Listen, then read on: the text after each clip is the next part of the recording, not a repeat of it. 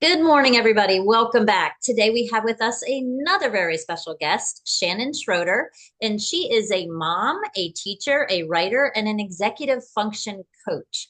After raising her three neurodivergent children, she created the F-Bomb Coach company. And, well, not company, I don't know if it's LLC or whatever it is, but I'm going to let her tell you about that. But what she does is she actually helps neurodivergent women who feel scattered, stuck, or burned out understand how their executive function actually works so they can create systems that feel doable and not overwhelming.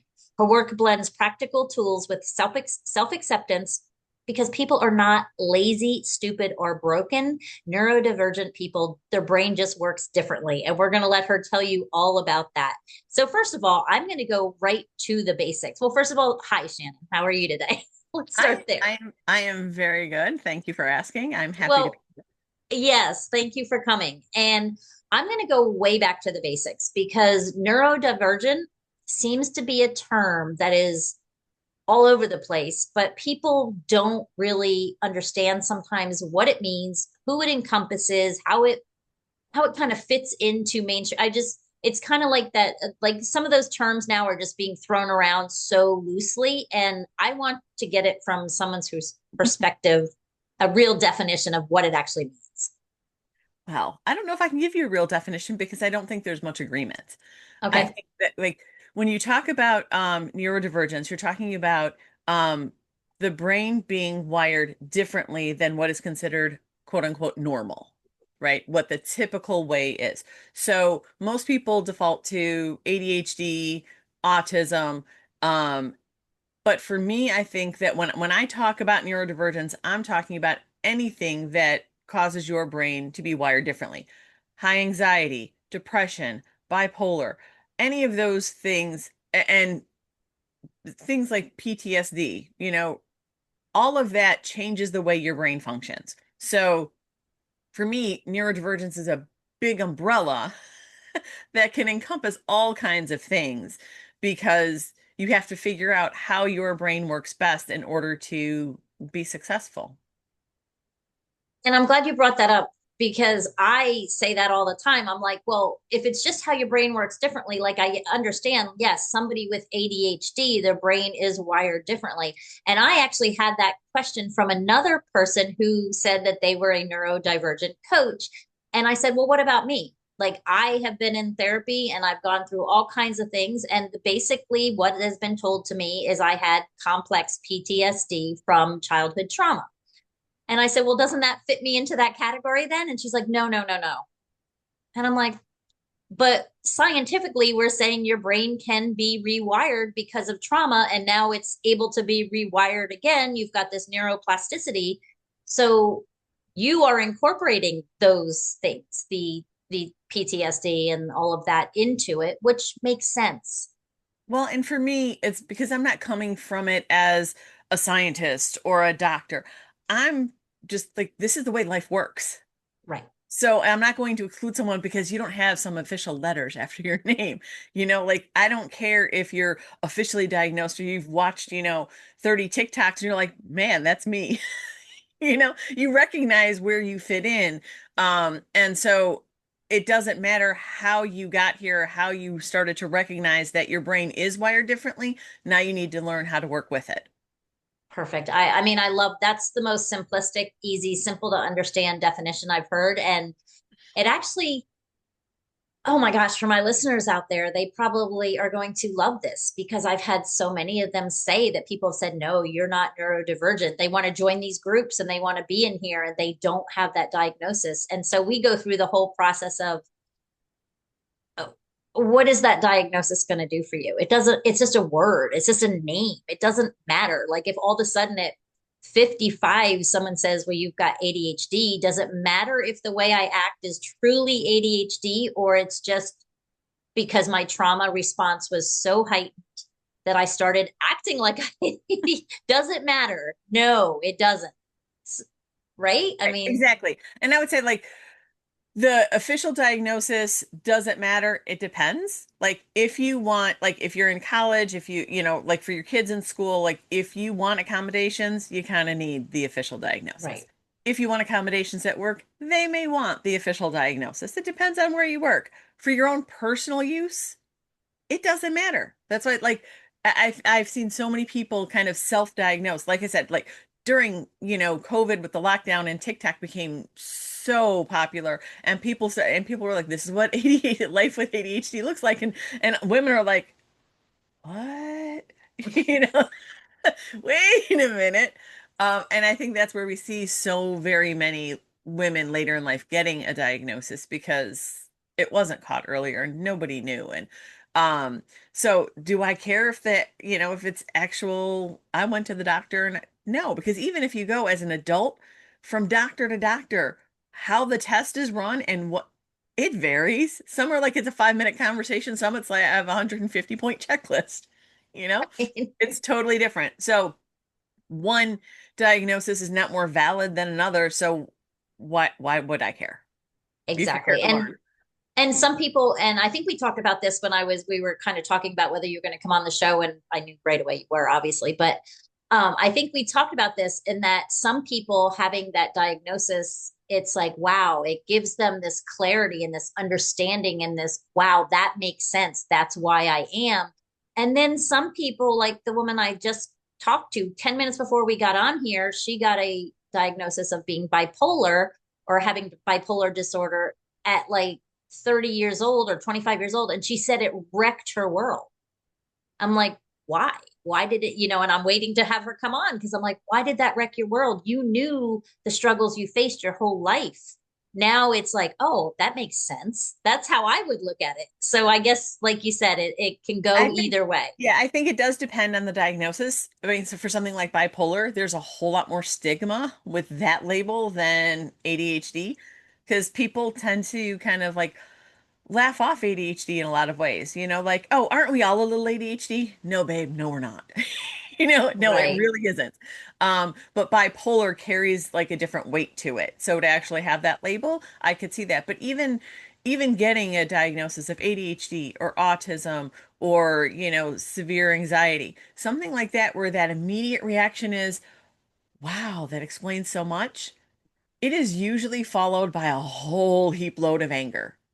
Yeah. Like, why the fuck did anybody catch this when we Why were didn't, yeah, why didn't anybody tell me? how Why did I go? different, right? How different Yeah. would my life have been for the last 30 or 40 years if someone had caught this and given me the skills I needed when I was a kid? Right. And so that's a lot to deal with. Yeah. So yeah, it is a lot. Yeah. Absolutely. So talk about your company. Talk about being an F coach. Okay. So my I company love is that name. my company is F-bomb, so it's EF for executive functioning, but it is definitely play on words because, as you know, it already came out once.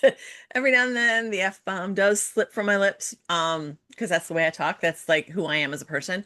Um, but executive function skills are those life skills, the adulting skills, the things that you're expected to do. Like, oh, look, you're 22 and on your own. You just automatically know how to organize and manage your time and prioritize and plan and all of those things that you're just supposed to know how to do. And some people pick them up along the way. A lot more people struggle with them. If you're neurodivergent, you probably really, really struggle with them.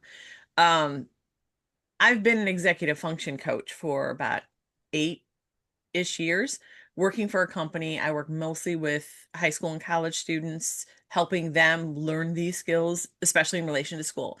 Um, I got that job and I applied for it, not even really knowing what I was getting into, but like in the, interview process, and we were talking about it. She's like, well, do you have any experience with this? I'm like, I've got 3 neurodivergent kids. I've been doing this for free for a really long time. And it was a natural fit for me.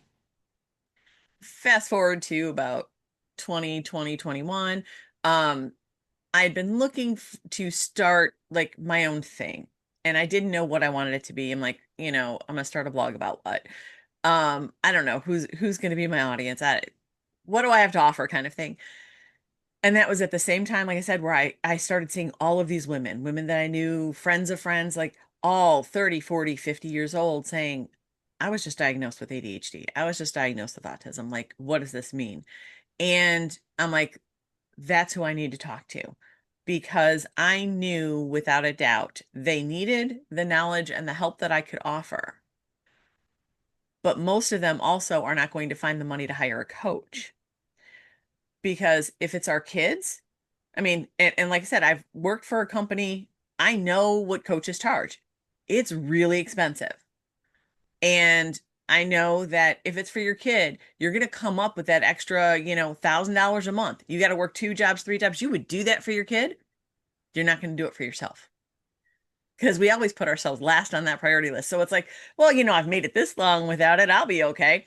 Um, So for me, it was really important to kind of share my knowledge, strategies and tools, and just make it accessible for anyone who needs it. So that's really where I started. So I started with a blog and then it's built to, a Facebook group and a membership and courses, and it's grown a lot over the last couple of years. Well, it's a very needed thing. It's kind of like I deal with adult children of alcoholics and dysfunctional families. And it's most of the people that I deal with are in their 40s, 50s. And they're just, they catch something on YouTube and go, wow, it never dawned on me that was my family. It never dawned on me that could have made a difference in why I attract narcissistic partners. I'm like, it's like you don't know what you don't know. And that's kind of the same. I mean, you and I should actually talk more because that's the same mentality I have is it shouldn't I feel like people that grew up and struggling with whatever their adversity was, they've already paid the price. It shouldn't be $25,000 a year to have some mental clarity when I can give it to you in 30 minutes a week for $2. Exactly. That's not, I'm not undervaluing, but I'm saying, it's just, I feel like it should be accessible to everybody because at one person, I truly believe in this world that one person healed or healing will heal 10 others because they're putting out that more positive healing vibe into the world. Right. And when we're talking about women in particular, it's a generational thing Mm-hmm. because now they're looking at their own children and being like, okay, how did I screw you up and how can I fix it? Yeah, absolutely. So talk about, I mean, I don't want to talk specifically about your kids, but um, so as a parent, what are some signs with children that aren't diagnosed or that they just have questions? What are some signs you would look for? So for me, because I have an education background, like I'm an English teacher first, but then I also have a degree in special ed and gifted ed. So I run the gamut. So like I knew what to look for. So my oldest and my youngest are both ADHD. And I knew from an early age. Um, I didn't have them diagnosed until they were teenagers. It was not a severe case. Didn't need meds. We managed it other ways. Like they had very strict schedules. Like it's not one of those things where I would tell people, well, no, we are leaving this party because bedtime is 7:30 and they are going to bed at 7:30 because they're ADHD. I didn't go into all that. They just thought that I was the super strict mom. I Right. don't care that it's the weekend, it's bedtime. Because I knew kind of how to manage it. So for both of those kids, it was very like that restless energy. And, one's a boy and one's a girl. So, yes, it presents differently. For my boy, it was that physical energy, that go, go, go. For my youngest, it's talk, talk, talk. Um, Right. and, but it's when you're looking at it, it's like, for me, getting the diagnosis for them, I waited until they were, high school age because then they were old enough to make some choices for themselves. Like, if you think you want to try meds to help you focus in school because they were both very bright. So they were able to manage. School was not hard for them, but I knew high school and beyond it was going to get harder. They were going to be in AP classes and things like that.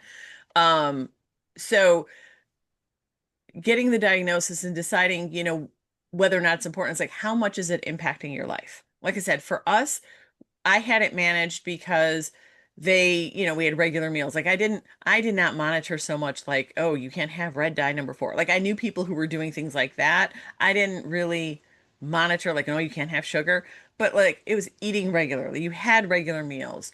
You had lots of physical exercise. So it was like, yes, we did taekwondo 3 times a week, and he was in football, and he did swim lessons. It wasn't like overwhelming. He still had downtime. He had days to be able to, just chill. But I also knew that if he was like bonkers and making me nuts, I'm like, you know what? Let's go to Taekwondo today too, because he needed to Yeah. break it off. Um, and like with my daughter, it was just like I said, for her, a lot of it was talk, talk, talk, talk, talk, like nonstop. And for some people, it's like, oh my God, shut up.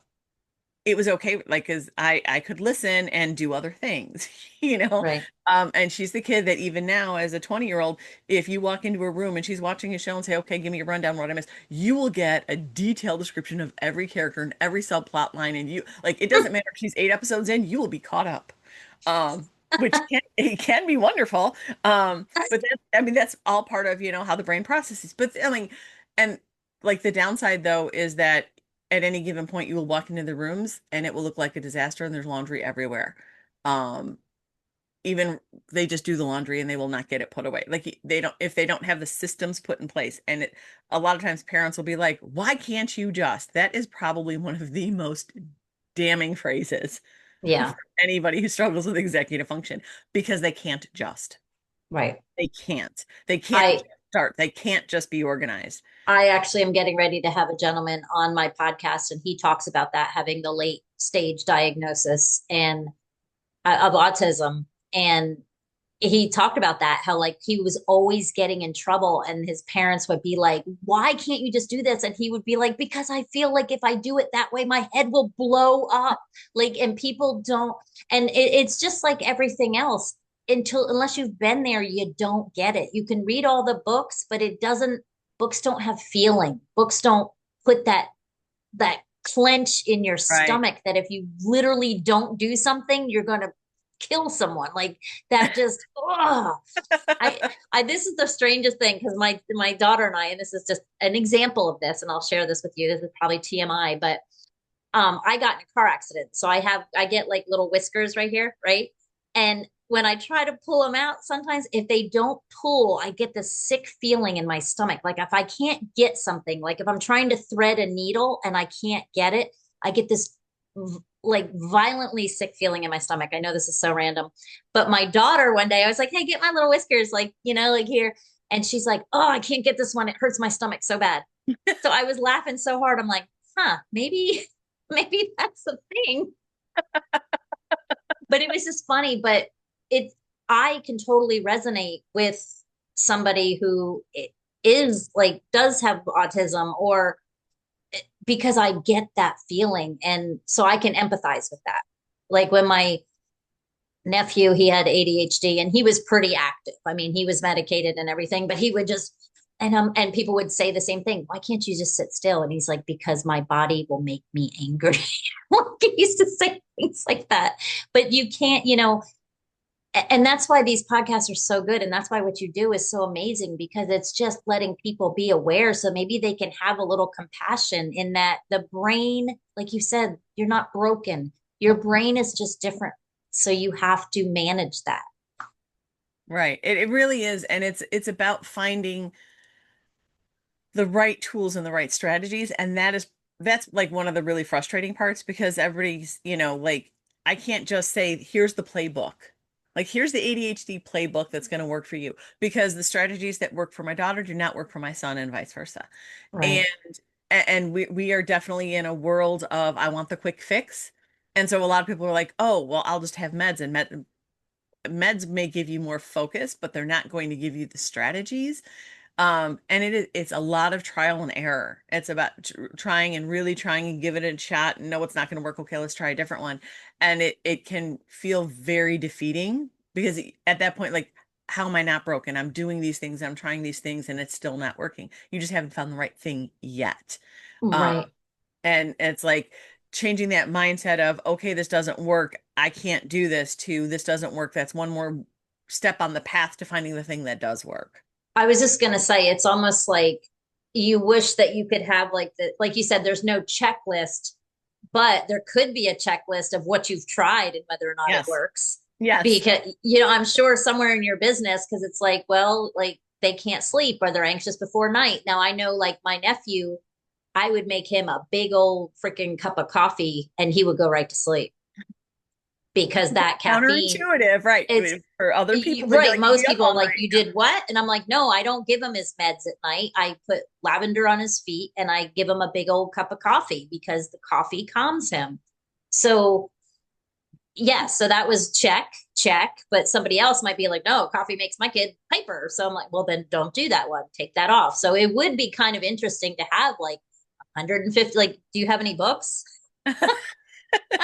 I have quite a few courses, and within the courses I have workbooks that go every course I do because I'm a teacher. And every time I'm Right. like, this one's gonna be short. It's gonna be a 10-page workbook and 30 pages later. You know, every time Yeah. I do a workshop, a course, anything, it's like the teacher in me comes out because I love to create curriculum. It's just who I am. So I do like a lot of times, and I try not to just do like a big giant list because most people then they just get overwhelmed. Like, Right. so that's why I have everything broken down. So like the executive function skills, like I have a mini course for each one. Like Right. videos are always under 15 minutes with me because I know that you're not sitting longer than that, you know. Um, but then it's like here's like three things to try. You want something deeper than that? Here's a different course with other things to try. So you can Yeah. kind of work down that way because I think for me, could I create a big giant list for each of the skills? Sure, but again, I think people would just be like, "Holy cow, I got to do all that." Right. Right. Or yeah, I'm just picturing this like, I don't know. I'm just picturing, like you said, there's no A to Z. Right. And with every diagnosis, with every situation, with every child, I mean, you're talking anything like traumatic brain injuries. There's going, and every situation is going to be different. So I think what probably for the audience out there listening, I think the start is just looking at it with compassion and understanding if your child says, I can't do this because listen to them. You know, it's like you know when you know when your child's a little different from the other kids around them. I would like, I Right. say that about my youngest. I'm just like, I get it. Like we kind of joke with them, but he's different. He used to go crazy if his sleeves were tight and I Tags, had a oh, friend. tags, man. The seam on the socks. Oh God, yeah. I mean, if you listen, he can't sit next to you if you're chewing or eating soup or slurping. Like he will get up Yes. and leave the room, and it's never been mentioned except I noticed it. So like, I'll look at my husband and be like, stop slurping, like you know what I mean? Because I know it drives him crazy, but he's learned how to manage it. He just will get up and leave the room. I mean, I know personally that he has changed friends because some of his friends chew with their mouth open. And I know that he will not hang out with. But he's doing fine. He's in the Air Force. He's doing great. So what are some tips that you can give for parents? I know I could probably talk to you all day about this, but to maybe, or even adults, because you work with a lot of adults now, what are some maybe tips to starting tips or awareness tips or anything? So, as a parent, um, I think like where you say, listen to your kids. A lot of times, depending on where they are, how self-aware they are, they may not even have the words to explain to you, right?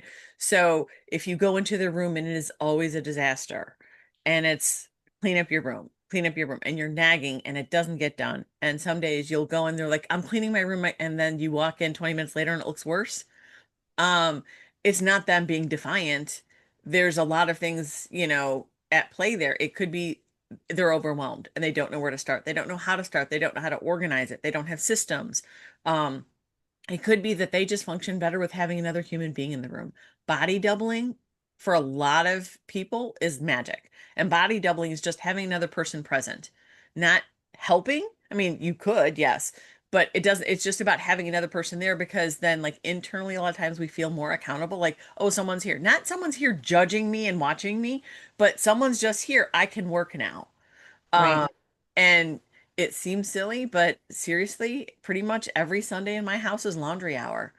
And they turn on the radio and they're in their own rooms, but they're both doing that same task. My two daughters will do laundry hour and they will get their laundry all put away so that because they know that if they don't, yes, they can live out of the basket.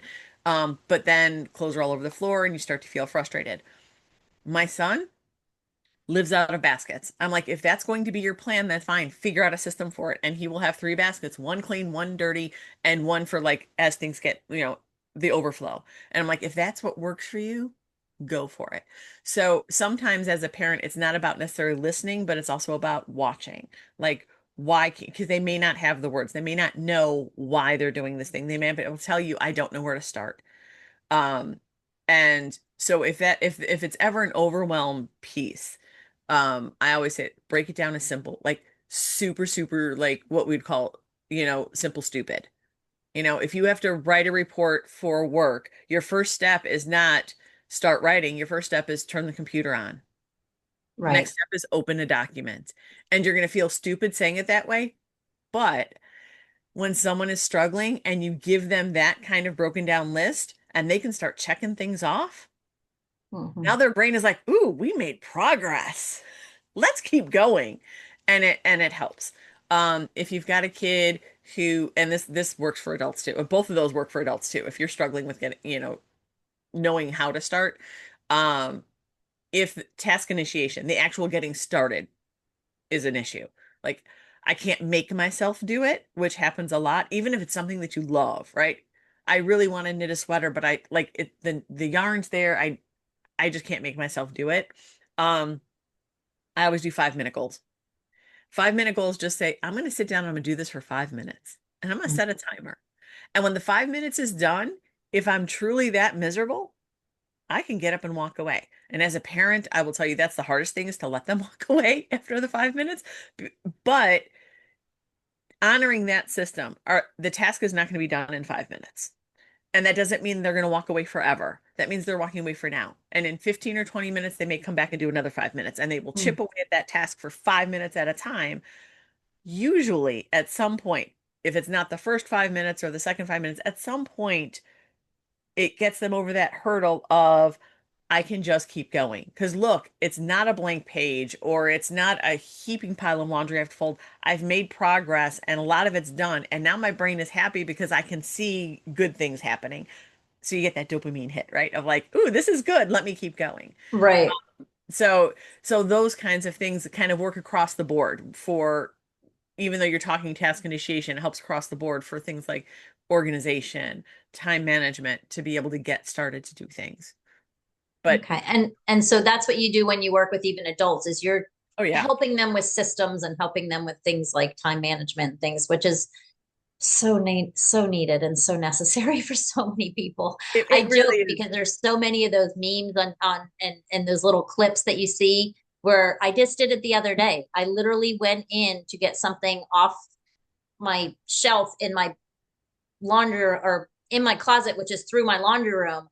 And on the way there, I got a drink of water. I did like six things, stopped, did laundry for 30 minutes, and then continued onto the shelf. And I'm like, okay, Tammy, next time I'm like, Hey, you at least remember to get to the shelf. I, A lot of I, people well, will go that's, there and never make it to the shelf. and that's when I got to the shelf. I was like, I literally said out loud, go me. I got where I needed to go. Like, go me. It took me 40 minutes to get from my desk to my closet. And, but that's okay. And the whole time I'm like singing, doing laundry, blah, blah, blah. And then I'm like, oh, yeah, that thing. Exactly. And that, I mean, that's a lot of, that's the distractibility piece.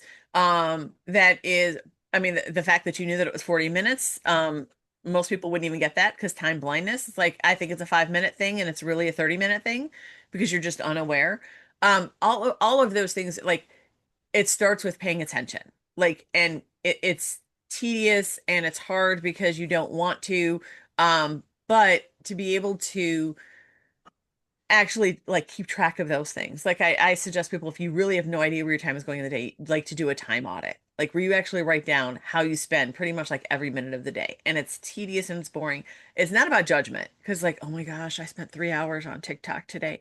It's not about no, you're going to cover that up. It's like because then you know, and as long as you know where your time is going, then you can start figuring out how you can adjust things to be more productive. Because that's ultimately what most people want. When they say, I want to be more organized or I want to manage my time better, it's about, I want to be able to be more productive with the time that I have. I don't feel like I'm doing what I should be able to get done as an adult. And so you just start looking about why does that happen?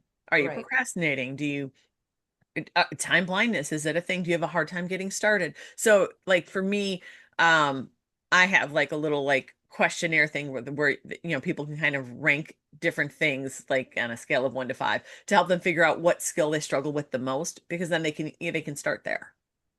Because it is, you can't start like, depending on who you talk to, 7 or 8 different, executive function skills, depending on how you break them down. You can't start working on all of them at once. No, You it's won't see any overwhelming. progress, right? It's overwhelming. You won't see the progress. You'll feel defeated. So you have to choose like one or two, like this is where I'm going to start. And when you start making progress on one skill, there's going to have a ripple out effect because they do overlap all the time. Hmm. Um, but, and then you start to see that and it's like, okay, I'm making progress here and I'm doing pretty good. Let me see what else I can work on. Yeah. No, and it makes sense. It's, I don't know if I have time blindness. I probably do. I set my clock every 45 minutes to get up so I drink water. And 50% of the time I drink water, but at least I know I won't miss any appointments because when the alarm goes off, I check to make sure see what the next thing on my calendar is. Yeah, so that is your strategy. Like, so you That's have my it strategy. in place because you know if you don't, you're going to sit at your computer for 3 hours straight and then probably miss things. Yes, absolutely. Absolutely. I'm good for that. So this has been amazing. So if people want to work with you, reach like what's the best place? Everything will be in the show notes, but what's the absolute best place for them to reach out and talk to you? The best place to start is my blog, which is FBomb Coach. So it's efbombcoach.com. That's Love my that. blog. You can see my courses there. You can sign up for my newsletter there. If you are a woman, you can join my Facebook group. It's a big group. We're up to just over 7,000 women in there, and it's not about me coming in and telling you what to do.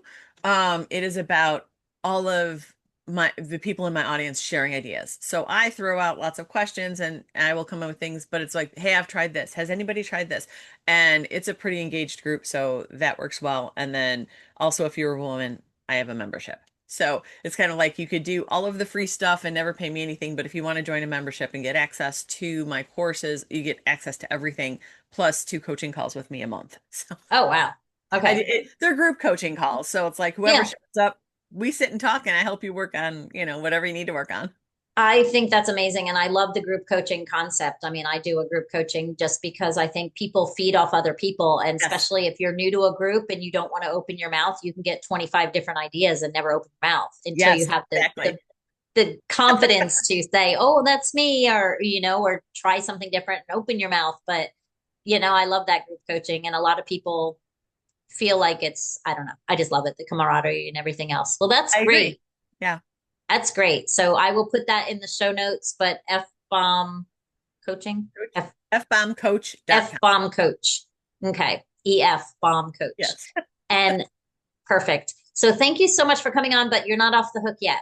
If you had to come up with one thing, one big picture, or one simple strategy that people can start today to make their lives a little easier, what would it be?